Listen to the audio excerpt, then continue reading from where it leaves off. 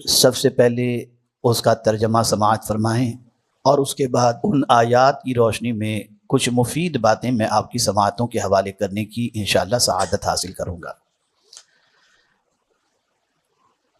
اللہ عز و جل ارشاد فرماتا ہے، کیا بستیوں والے نہیں ڈرتے؟ یعنی جن بستیوں میں انسان رہتے ہیں ان بستیوں والوں سے اللہ خطاب فرماتا ہے، کیا بستیوں والے نہیں ڈرتے کہ ان پر ہمارا عذاب رات کو آئے جب وہ سوتے ہوں؟ یا بستیوں والے نہیں ڈرتے کہ ان پر ہمارا عذاب دن چڑھے آئے جب وہ کھیل رہے ہوں؟ کیا اللہ کی خفیہ تدبیر سے نڈر ہیں؟ تو اللہ کی خفیہ تدبیر سے نڈر نہیں ہوتے مگر تباہی والے۔ میرے پیارے آقا صلی اللہ تعالی علیہ وسلم کے پیارے دیوانوں، آپ جانتے ہیں یہ ماہ محرم ہے اور آپ نے مسلسل تاجدار کربلا کی حیات طیبہ سے متعلق گفتگو کو سماعت فرمایا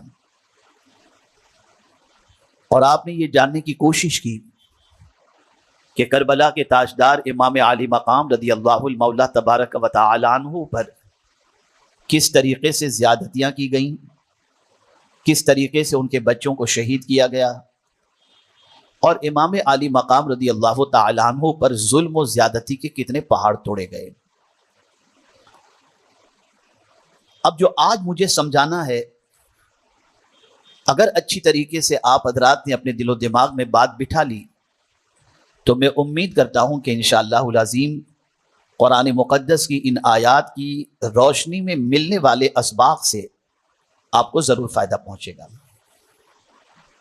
جب یزید ظلم و زیادتی کا طوفان بپا کرنا چاہتا تھا تو اسے کس چیز پر ناز تھا؟ اسے اس چیز پر ناز تھا کہ اقتدار اس کے پاس ہے، افراد اس کے پاس ہیں، دولت اس کے پاس بے پناہ ہے، اور اسی کے ساتھ ساتھ ایک بڑی تعداد نے یزید کی بیعت کو قبول کر لیا تھا۔ تو ایک بات اچھی طریقے سے ذہن میں رکھیں، میں 3-4 چیزوں کی اصلاح کرنا چاہوں گا۔ خاص طور پر گناہ کرنے کے باوجود اگر اللہ عز و جل دولت عطا فرمائے، توجہ سے سنیے گا، گناہ کرنے کے باوجود، رات و دن اللہ کی نافرمانی کے باوجود اللہ خوشحالی عطا کرے تو ڈرنا شروع کر دو کہ ان قریب اللہ غفلت میں ہماری پکڑ کر دے گا۔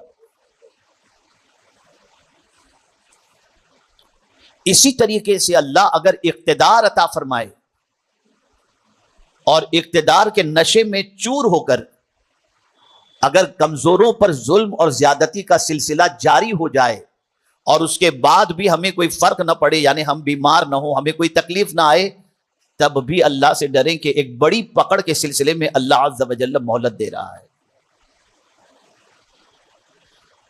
شہرت کی بلندی پر پہنچ جائیں، مقبولیت کے آفاق کو چھونے لگیں اور اس کے بعد اس کا استعمال گناہوں کے اندر یا اللہ کی نافرمانی میں کرنے لگ جائیں اور یہ تصور کریں کہ اب ہمارا کیا، ہم کو تو دنیا آنکھوں پہ بٹھا رہی ہے، تو سمجھ لینا جرم کرنے کے باوجود بھی یہ سب مل رہا ہو تو یہ اللہ عز و جل کی طرف سے ڈھیل ہے اور اللہ عز و جل کی خفیہ تدبیر ہے جو بڑے پیمانے پر وہ پکڑنا چاہتا ہے۔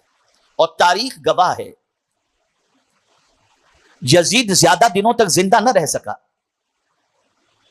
39 سال کی عمر کے اندر موت کی وادیوں سے گزر گیا، لیکن تعیشات اور اقتدار کے نشے میں وہ اتنا چور تھا کہ ذہن میں ایک ہی بات تھی، میں جو چاہوں وہ کر سکتا ہوں۔ اور ابن زیاد اور یزید کے پیروکاروں نے اور اس کے آبان و انصار نے بھی یہ سوچا کہ جب یزید ہمارے ساتھ ہے تو ہم جو چاہیں کریں۔ تو جب اس قسم کا معاملہ آئے تو اللہ کب پکڑتا ہے؟ ایسا نہیں کہ بس آپ ہوش میں ہو اور پکڑ لیں، نہیں، اللہ نے اپنے پکڑ کا انداز بتایا، اپنی پکڑ کا طریقہ بتایا۔ اللہ فرماتا ہے افامن اہل القری ان یاتیہم باسنا بیاتا وہم نائمون،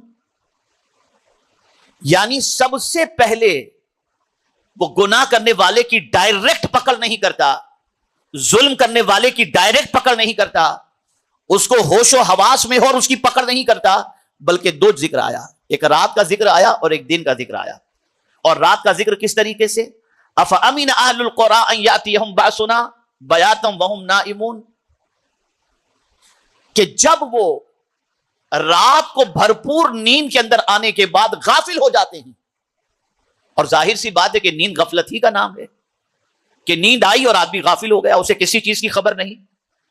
اسی لیے چوریاں رات کو ہوتی ہیں کہ آدمی سویا ہو تو کچھ بھی اٹھا کے لے کر کے جاؤ، پتہ نہیں چلتا۔ تو آدمی جب سویا ہوتا ہے تب وہ غافل ہوتا ہے، اور اس نے سونے سے پہلے اپنے کل کے کئی منصوبے بنا لیے ہوتے ہیں۔ جب وہ رات کی نیند کے اندر غفلت کا شکار ہوتا ہے تو اللہ فرماتا ہے وہ تو یہ سوچتا ہے کل صبح اٹھ کر کے میں یہ کروں گا، لیکن اسے خبر ہی نہیں ہوتی کہ وہ اٹھنے والا ہی نہیں ہے، ہمارا عذاب تو رات ہی کو آ کر اس کو پکڑ لے گا۔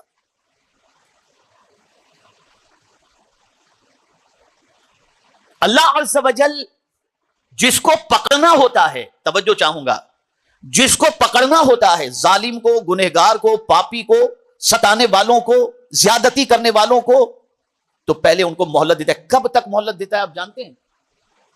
وہ اپنی مستی میں ایک دم آ جاتا ہے، ارے اب تو میں ہی میں ہوں اور تو کوئی ہے ہی نہیں،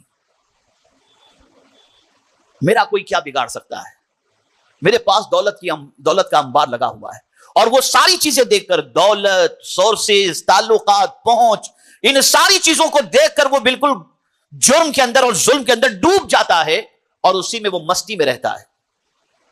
تب جا کر اللہ عز و جل کی پکڑ ہوتی ہے۔ تو یہ جملہ زندگی بھر یاد رکھنا، اگر پاپ کرنے کے بعد، ظلم کرنے کے بعد، زیادتی کرنے کے بعد بھی اگر ہمیں کوئی تکلیف نہیں آتی تو یہ نہیں سمجھنا چاہیے کہ ہم حق پر ہیں اور اللہ ہم پر مہربان ہے۔ نہیں، قرآن کہتا ہے یہ تمہارے لیے ایک بڑی پکڑ کی تیاری چل رہی ہے، یہ بڑی پکڑ کی تیاری ہے، یہ اللہ کی خفیہ تدبیر ہے۔ تو جس طریقے سے رات کو بندہ غفلت میں ہوتا ہے، ایسے ہی قرآن نے کہا افامن اہل القری ان یاتیہم باسنا بیاتا وہم نائمون او امن اہل القری ان یاتیہم باسنا ضحی وہم یلعبون۔ اور بستی والے دن کو کھیل کود میں لگے رہتے ہیں، اور جب وہ بالکل کھیل کود میں یا تجارت میں یا کسی اور کام کے اندر یا ناجائز کام کے اندر جب مصروف ہوتے ہیں، مگن ہوتے ہیں، تب اللہ فرماتے ہیں میرا عذاب آ کر اچانک ان کو پکڑ لیتا ہے۔ یہ اس کے عذاب کی پوزیشن ہے۔ اسی لیے قرآن نے کہا افامنوا مکر اللہ، کیا اللہ کی خفیہ تدبیر سے نڈر ہو گئے؟ ہم اپنے بارے میں، کل کے بارے میں کیا جانتے ہیں؟ کوئی بتا سکتا ہے کل کے بارے میں کہ ہمارا کیا ہوگا؟ نہیں، کچھ بھی نہیں۔ میں نے کئی ایسی اموات دیکھی ہیں کہ جن کے بارے میں سوچ بھی نہیں سکتے تھے کہ یہ بندہ کل مر جائے گا یا تھوڑی دیر بعد مر جائے گا، لیکن موت واقع ہو گئی۔ اور میں نے بہت سارے کورونا کے زمانے میں ایسے لوگوں کو بھی دیکھا ہے جو کورونا سے پہلے کے دور کے اندر لوگوں کو زکات دیتے تھے، لیکن کورونا کے پیریڈ کے اندر اپنے گھر کے اخراجات کے لیے لوگوں کے دروازوں کو دستک دیتے اور لوگوں سے اپلیکیشن اور ریکویسٹ کرتے ہوئے نظر آئے۔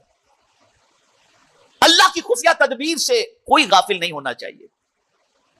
اور یہ بات یاد رکھیں، آزمائش غریبی میں زیادہ نہیں ہے، یہ جملہ یاد رکھیے گا۔ آزمائش پریشانی میں زیادہ نہیں ہے، آزمائش مالداری میں، خوشحالی میں، شہرت میں، اقتدار میں، اس میں آزمائش سب سے زیادہ ہے۔ اس لیے کہ غریبی کے اندر آدمی کے بہکنے کے امکانات کم ہوتے ہیں، مالداری کے اندر بہکنے کے امکانات زیادہ ہوتے ہیں، اس میں زیادہ ہوتے ہیں۔ اسی لیے پیغمبر رحمت صلی اللہ تعالی علیہ وسلم نے ایک دستور عطا فرمایا، ایک قانون عطا فرمایا کہ جب زمین پر اللہ عز و جل تمہیں کوئی رتبہ عطا کرے تو تمہیں کرنا کیا ہے؟ تو رسول اعظم صلی اللہ علیہ وسلم فرماتے ہیں تم بڑے ہو گئے نا، تو اب چھوٹوں پر شفقت کرو، اور چھوٹوں سے کہا کہ تم بڑے کی تعظیم کرو۔ اور میں پورے چیلنج کے ساتھ کہتا ہوں، تاریخ کے اندر کسی ولی کو اٹھا کر دیکھ لیجئے کہ کسی ولی نے کسی کمزور پر کبھی ظلم کیا ہو۔ ہر ولی نے کمزور کو اٹھایا ہے، کمزور کو گرایا نہیں ہے۔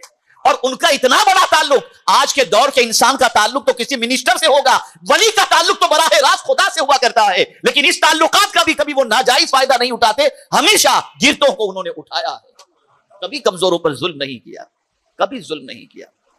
یزید نشے میں چور تھا، میرا کوئی کچھ نہیں بگاڑ سکتا۔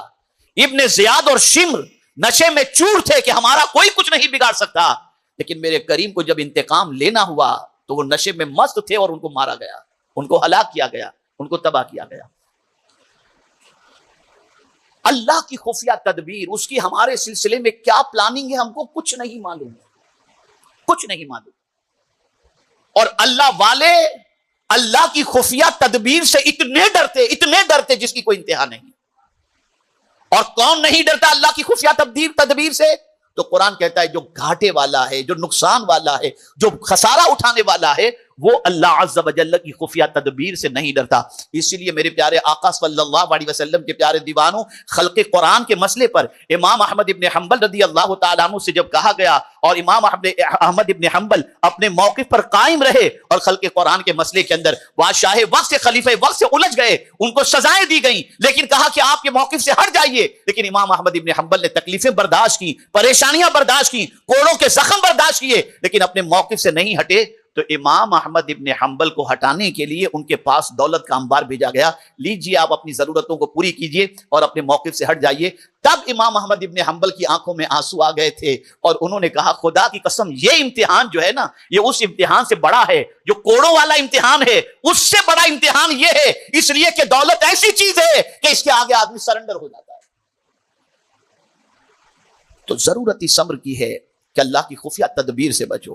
اللہ دے تو آپ یاد رکھیں گناہ نہ کرو، اللہ اقتدار دے کمزوروں پر ظلم نہ کرو. اللہ دے، آپ خود دیکھیں رسول اعظم صلی اللہ علیہ وسلم کو مکے والوں نے ستایا تھا، سرکار ہجرت فرما گئے، مکہ چھوڑ کر مدینے چلے گئے، صحابہ کے مکانات مکے والوں نے لے لیے، سارے کاروبار کو قبضے میں کر لیا.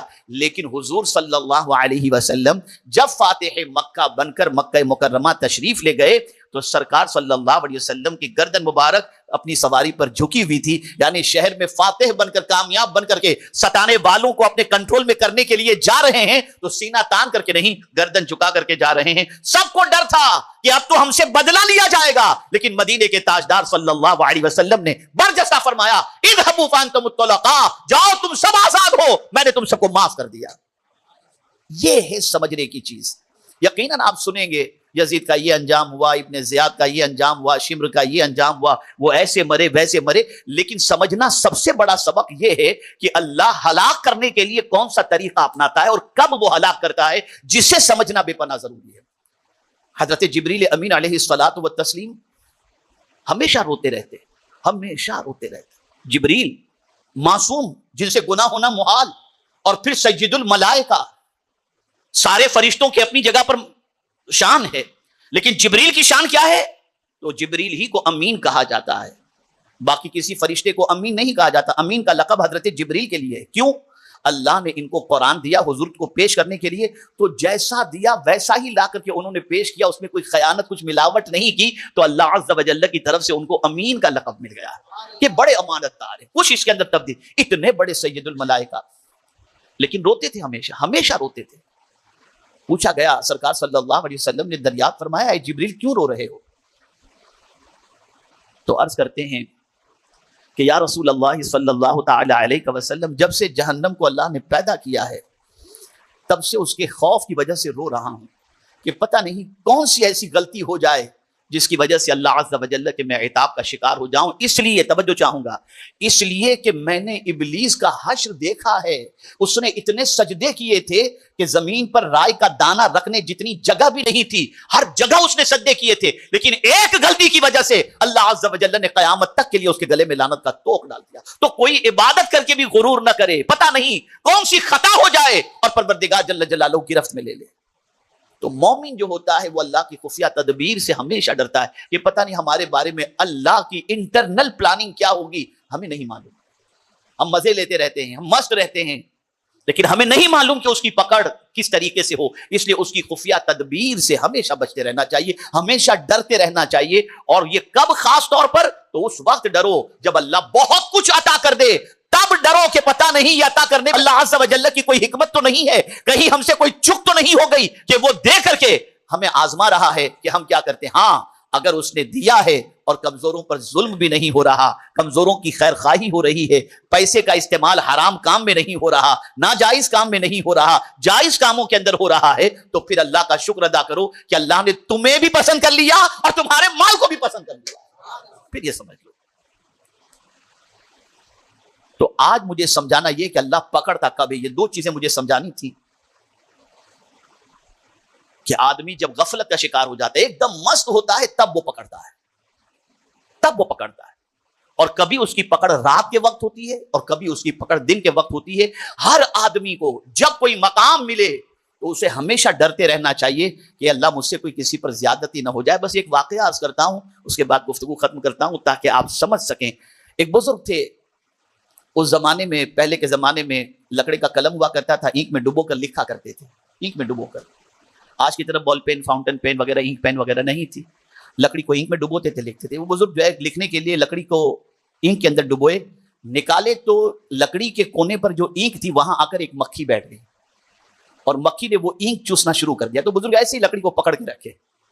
جب مکمل اینک مکھی نے چوس لی اور چوسنے کے بعد مکھی اڑ گئی تو آپ نے پھر وہ لکڑی کو اینک کے اندر ڈبایا اور اپنا کام شروع کر دیا لکھنے کا. کچھ دنوں کے بعد وہ بزرگ کا انتقال ہوتا ہے. کسی نے خواب میں دیکھا کہ وہ جنت میں ٹہل رہے ہیں. پوچھا حضور یہ تو بتائیے آپ کے کس عمل نے آپ کو جنت کا حقدار بنا دیا؟ فرمایا اللہ نے مجھے بہت کچھ عطا کیا تھا، لیکن ایک کمزور مکھی مخلوق جو اللہ کی تھی اس پر میں نے مہربانی کی تو میرے مولا نے مجھے بخش دیا، مجھے بخش دیا. تو ہمیشہ یاد رکھیں کمزوروں پر مہربانی کریں، ظلم نہ کریں. اور ظلم کا انجام آپ کے سامنے ہے کہ یزیدیوں کا کیا ہوا، کس طریقے سے مارے گئے، کس طریقے سے تباہ ہوئے، کس طریقے سے برباد ہوئے کہ آج ان پر لعنت و ملامت کی جاتی ہے. لیکن امام حسین صبر کے پیکر تھے، کل بھی ان پر سلام پیش کیا جاتا تھا اور قیامت تک ان پر سلام پیش کیا جاتا رہے گا.